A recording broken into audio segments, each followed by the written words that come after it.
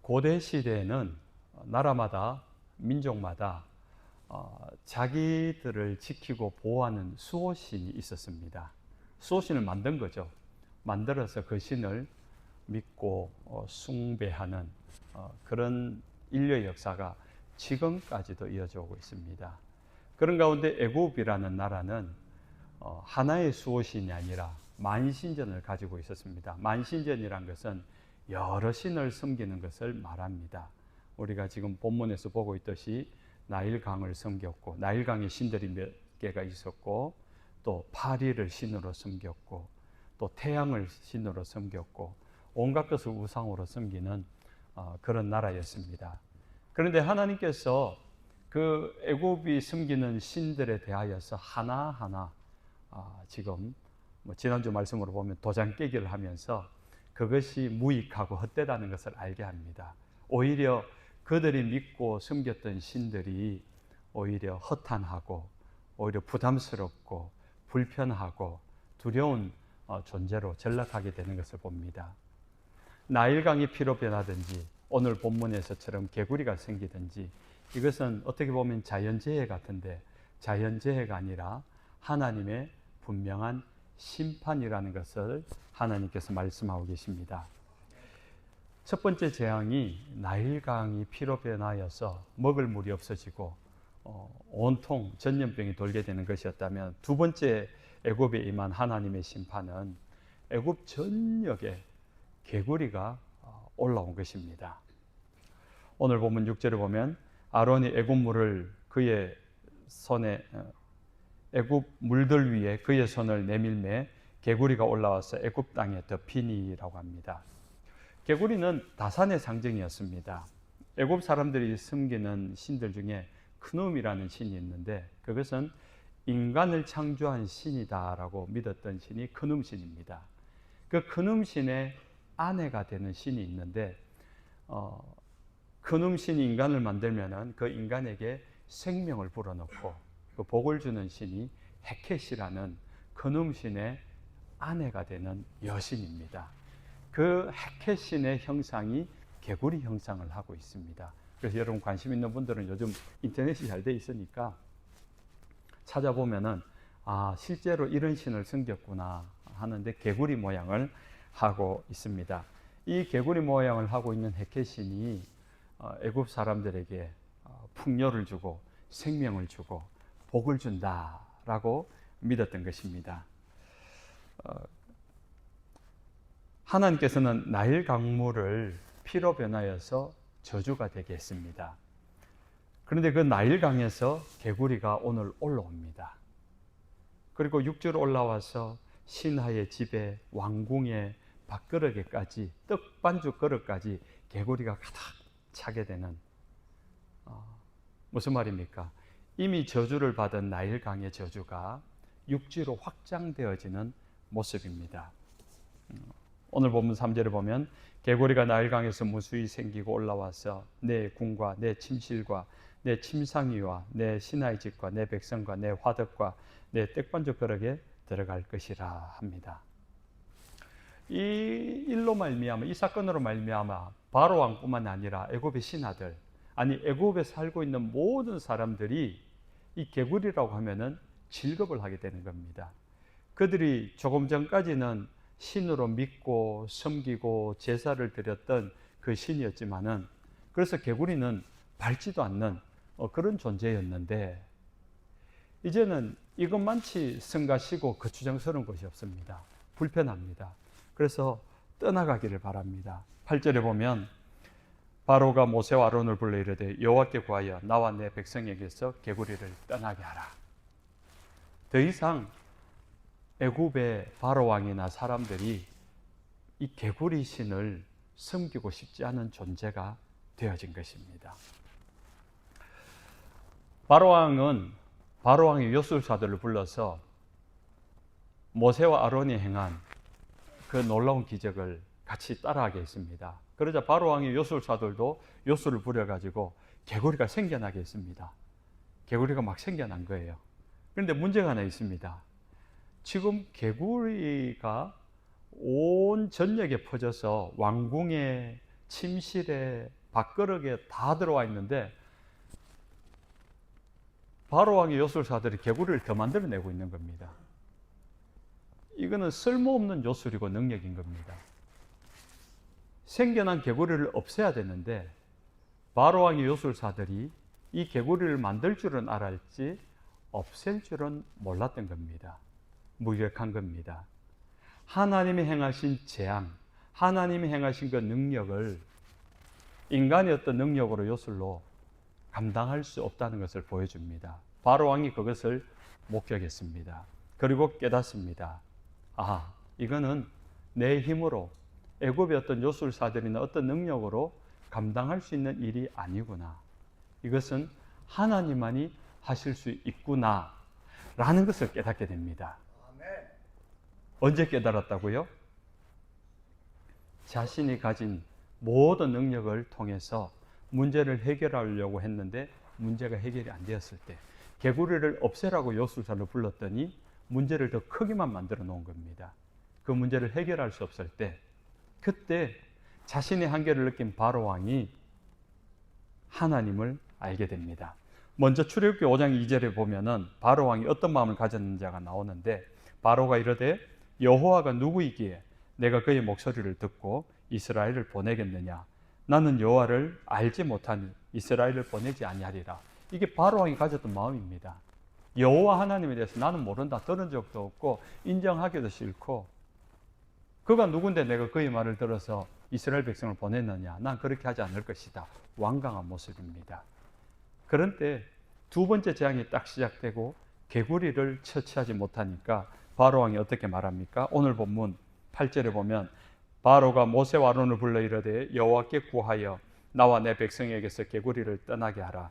내가 이 백성을 보내리니 그들이 여호와께 제사를 드릴 것이니라.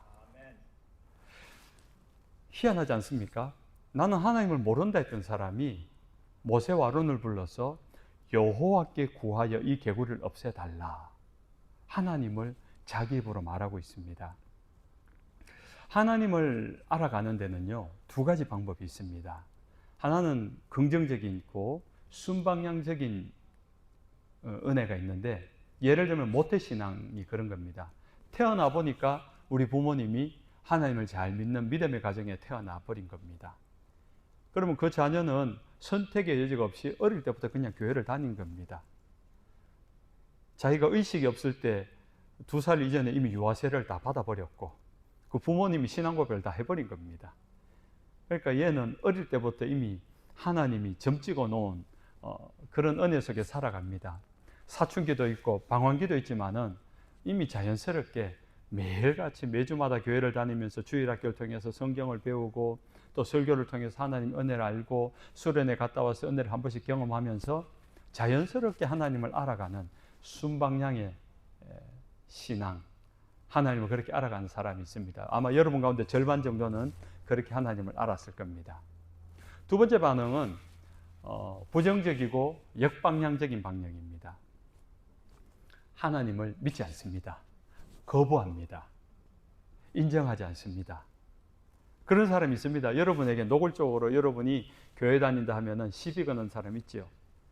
하나님에 대해서 하나님이 어딨냐고. 우리가 오늘 새벽에도 새벽 만나를 여러분 영상을 받아보셨지 않습니까? 그걸 열어보고 들어보지 않습니까? 다 들어보시는가요? 좀 궁금하긴 합니다. 제가 아침에 한 20명 넘게 이렇게 보냈는데 보면은 확인 안 한 분들도 제법 계세요. 그런데 꼭 그 영상을 확인하는 분이 있습니다. 하나님을 믿지 않는데 믿지 않는데 자기가 그 영상을 봤다고 표시를 남기는 분이 있어요. 오늘 아침에도 남겼습니다. 하나님은 없다. 그것은 하나의 어떤 근동지역의 중동지역의 전설이다.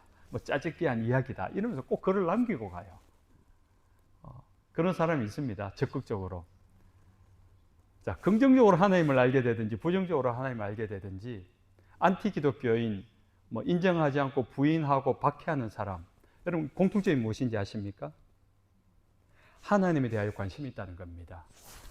긍정적 관심을 가지고 성경을 읽고 교회를 다니는 사람도 있지만은 부정적인 관점으로 교회를 보고 성경을 읽고 메시지를 듣는 사람이 있다는 겁니다. 근데 많은 사람들이 그렇게 부정적이고 하나님의 말씀을 듣지 않고 박해를 하지만은 그런 사람들 가운데 결국 예수님을 만나고 믿는 경우가 많더라는 거죠. 그것이 하나님의 은혜라는 겁니다. 바로 왕이 두 번째 경우입니다. 부정적이었습니다. 인정하지 않았습니다. 그런데 어느 날 자신의 삶의 한계를 느끼고 두려움을 느낄 때에 이 문제를 도저히 해결할 방법이 없을 때에 하나님을 생각합니다. 누군가에게 전해 들은 모세와 아론을 통해 들은 여호와 이름을 처음 들은 거지요. 그것을 기억하여 너희 하나님께 기도하여 이 문제를 해결해 달라. 그래서 여호와께 구하여 이 말을 하지 않습니까? 모세에게 하나님에게 기도해서 이 개구리를 없애달라라고 합니다. 여러분, 누가 기도합니까? 여러분은 언제 기도합니까? 기도하는 사람은요, 하나님을 인정하는 사람이 기도합니다. 그리고 하나님 앞에서 한계를 가지고 있고 나의 무기력함을, 나의 무용론을 인정하고 고백하는 사람이 하나님께 기도하는 것입니다. 기도는 내 소원을 이루는 도구가 아닙니다. 기도를 간절히 하면은 내가 그토록 바라는 어떤 장사가 잘 되고 대학을 합격을 하고 좋은 직장 취업이 되고 병이 낫고 그렇게 하기 위하여서 밤낮으로 기도하는 것, 사실은 그것은 기도를 오해하고 있는 것입니다. 기도는 내 소원, 내가 복을 받기 위하여서 하나님께 아뢰는 그 하나님을 설득시키는 그런 도구가 아닙니다. 정반대입니다. 기도는요, 하나님의 뜻을 알기 위해서 하는 것이 기도입니다. 어떻게 하는 것이 하나님의 뜻일까? 장사가 되지 않고 경제적으로 어려움을 있는데 무조건 내가 돈을 다시 잘 벌게 해주십시오. 그 기도보다는 하나님, 이렇게 경제적 어려움을 겪게 되는 이유가 무엇인지, 이 일을 통해서 하나님 내게 가르쳐 주려는 뜻이 무엇인지를 물어야 되는 겁니다. 그리고 내 소원을 아뢰어서 하나님을 설득하는 것이 기도가 아니라 하나님의 뜻을 알고 하나님의 뜻대로 나를 순종시키기 위하여 나를 설득하는 것이 기도인 겁니다. 그래서 진짜 기도를 하는 사람은 기도의 시간이 오래 걸린다는 것은 하나님의 뜻은 이미 아는데 그게 너무 어려운 일이니까, 너무 힘든 일이니까 내가 그것을 순종하겠습니다 하기까지 나를 설득하는 시간이 걸린다는 거예요. 그것 때문에 기도하는 겁니다. 그렇게 기도하게 되어지면은 하나님의 뜻 안에서 그 경제적인 문제든지 육신의 질병의 문제든지 또 우리 삶의 진로의 문제든지 그것은 더 이상 문제가 되지 않는 것입니다. 그 문제가 되지 않는다는 것은 우리가 뭐 잘 살아도 그만, 못 살아도 그만의 문제가 아니라 하나님이 아버지시잖아요. 여러분이 부모가 되어서 자녀에 대한 마음을 알지 않습니까? 그 사랑하는 마음. 그 하나님 아버지께서 우리를 사랑해서 우리가 죄인 되었을 때에 독생자 예수님도 십자가의 죽음으로 내주실 정도의 사랑이신데 우리가 고통 가운데 그냥 내버려 두시진 않는다는 겁니다. 일시적인 고통이 있고 일시적인 어려움이 있고 일시적인 불편함이 있을지언정 그것이 영원하진 않다는 겁니다. 오히려 그 과정을 통하여 우리를 연단하고 다듬으시고 더 성장하게 하기 위한 은혜의 시간이 되는 줄로 믿으시기 바랍니다. 그래서 우리는 기도를 통하여서 하나님의 뜻을 알고 그 기도를 잘 할 줄 알아야 됩니다.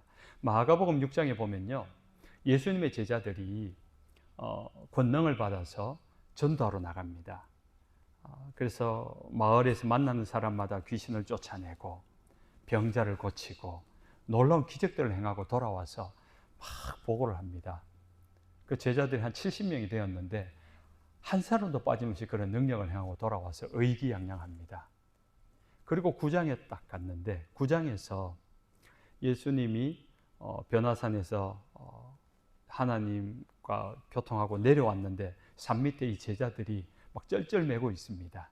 어떤 아버지가 자신의 귀신 들린 아들을 데리고 왔는데 제자 중 누구도 그 귀신을 쫓아내지 못해서 막 곤란함을 겪고 있는 겁니다. 그때 예수님께서 귀신을 쫓아내시고 하는 말이 기도 외에는 이런 종류가 나갈 수 없다 이야기를 합니다. 그때 제자들이 묻습니다.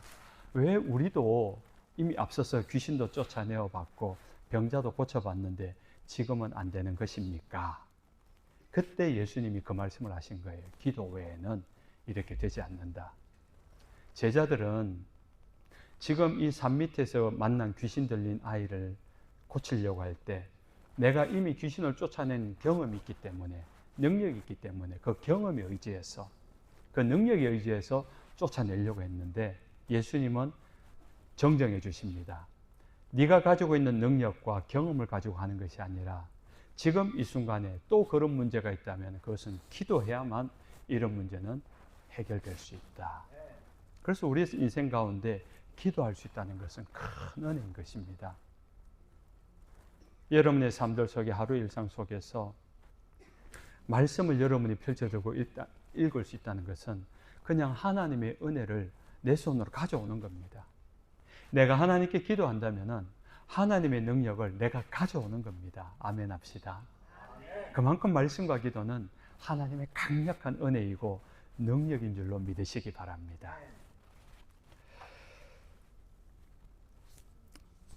바로의 요청대로 모세가 하나님께 기도한 후에 개구리들이 집과 마당에서 왕궁에서 다 한 곳으로 빠져나와서 집단 폐사를 하게 됩니다. 그렇게 되어지니까 이제 바로 왕이 모세를 다시 불러서 융숭하게 대접하고 이제 너의 능력, 너의 하나님의 능력을 보았으니까, 너의 하나님께 기도한 대로 이렇게 응답이 되었으니까 내가 뭘 해주면 좋겠냐? 출애굽을 시켜줄까? 이게 수순 아닙니까?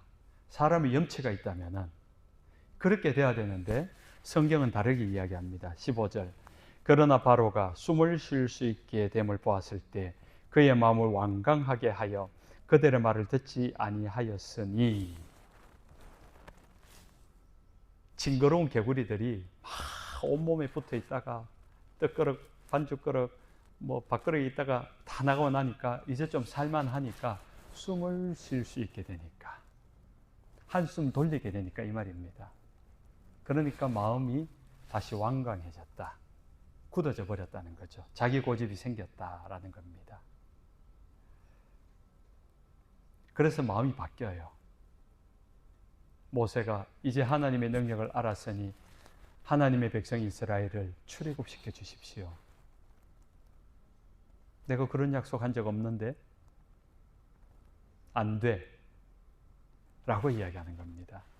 그 마음을 강팍하게 해서 마음이 바뀐 겁니다. 그 문제가 해결되고 나니까 숨 쉴 정도의 여유가 생기니까 마음을 바꾸고 다시 하나님을 거부하고 하나님을 대적하기 시작한 겁니다.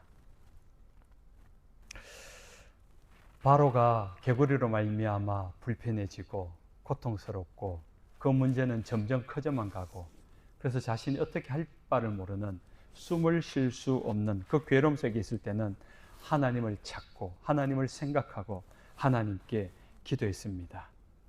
그런데 문제가 해결되고 나니까 다시 마음이 바뀌어졌습니다.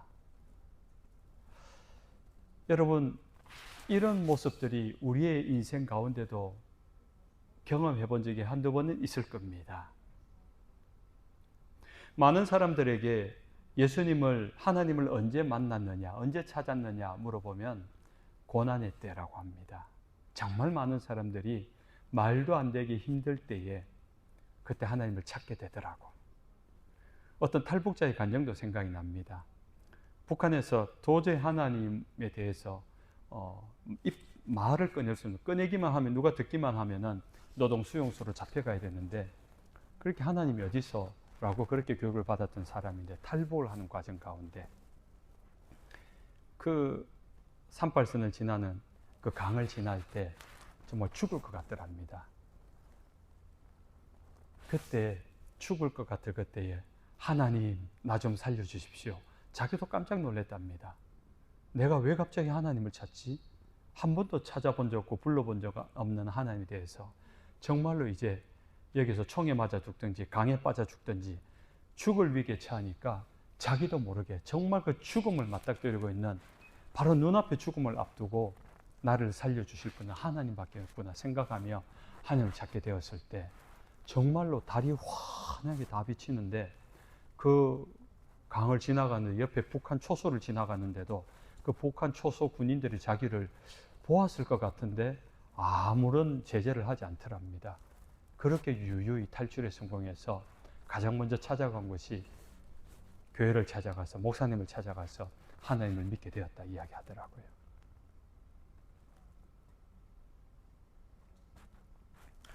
우리가 숨 쉴만 할 때 고난이 끝이 나고 고통이 끝이 나고 삶이 조금 더 여유로웠을 때 그때 우리는 하나님을 찾을 수 있어야 됩니다. 제가 예전에 목회를 할 때 초창기 때 전도를 한 여성도분이 있었습니다. 젊은 아기 엄마였는데 삶이 굉장히 기구했었어요. 현 직업 군인의 아내였기 때문에 군인 아파트에 살고 있었고 조그만 군인 아파트에 살고 있었고 경제적으로 어려우니까 뭔가를 장사를 시작했는데 장사도 잘 되지 않아서 경제적으로 어렵고 하나밖에 없는 아들이 또 학교에서 문제를 일으켜서 늘 속을 썩이고 또 남편이 직업 군인으로 오래 했는데 번번이 진급에서 누락이 되어서 이제 마지막 기회밖에 없는데 그조차 진급이 안 되면은 스스로 이제 그만둬야 되는 그런 위기. 그러니까 그런 간절함을 가지고 삶이 너무너무 고단하니까 하나님을 믿고 교회를 와서 정말 열심히 처음 예수를 믿는데 교회를 왔는데 정말 열심히 주일을 빠지지도 않고 예배 참석하고 기도하고 정말 기도하면 간절히 기도하는 그런 마음이었습니다.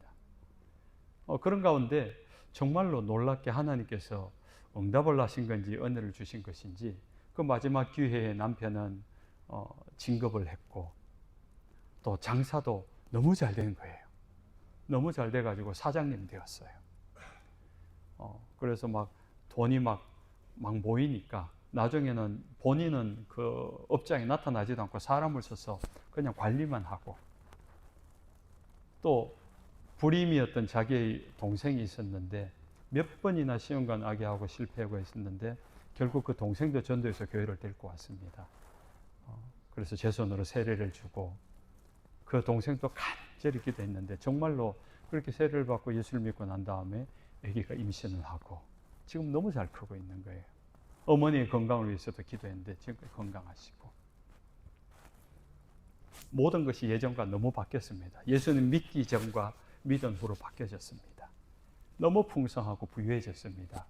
그런데 어느 순간부터 교회의 발걸음이 멀어지기 시작합니다. 한 주 빠지고 두 주 빠지고 한 달 빠지고 두 달 빠지고 6개월 빠지고 그러면서 이렇게 카톡에 올라오는 사진들을 보면은 이제 주말에 골프 치러 가고 해외 여행 다니고 너무 안타까웠습니다. 정말 그분이 귀한 분, 우리 교회가 생길 때 초창기 멤버였기 때문에 계속 기도했습니다. 마지막 교회를 제가 떠나올 때도 그분이 교회를 돌아오진 않았습니다. 지금 어떻게 된지 모르겠어요. 숨 쉴만 할 때 이 말씀을 준비하다가 그분이 생각이 났습니다.